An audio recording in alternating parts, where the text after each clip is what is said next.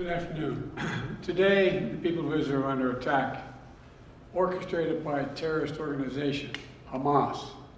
In this moment of tragedy, I want to say to them and to the world and to terrorists everywhere that the United States stands with Israel. We will not ever fail to have their back. We'll make sure that they have the help their citizens need and they can continue to defend themselves. You know, the world's seen appalling images. Thousands of rockets in the space of hours raining down on Israeli cities. I got up this morning and started this at 7:30, 8 o'clock, my calls.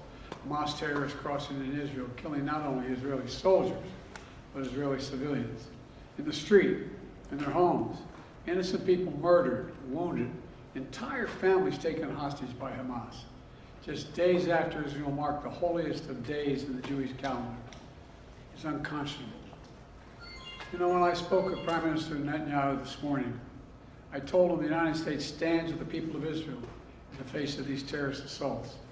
Israel has the right to defend itself and its people, full stop. There's never justification for terrorist attacks. And my administration's support for Israel's security is rock solid and unwavering.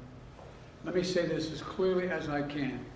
This is not a moment for any party hostile to Israel to exploit these attacks to seek advantage.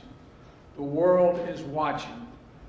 I've also been in contact with the King of Jordan, spoke with members of Congress, directed my national security team to engage with their Israeli counterparts, military to military, intelligence to intelligence, diplomat to diplomat, to make sure Israel has what it needs.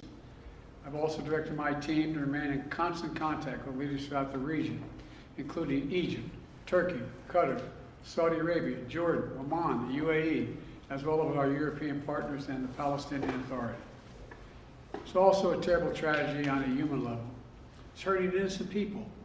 Seeing the lives that have been broken by this, the families torn apart, it's heartbreaking. And Jill and I are praying for those families who've been impacted by this violence. We grieve with those who've lost their loved ones, lost a piece of their soul. We have hope for swift recovery for many who have been wounded. We're going to remain in close touch with Prime Minister. I personally am going to remain in close contact with Prime Minister Netanyahu as this situation continues to develop.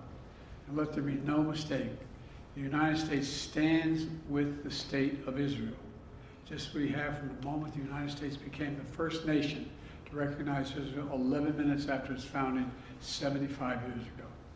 Thank you very much. Mr. President, was there an intelligence failure in the lead up to this attack? Mr. President, can you tell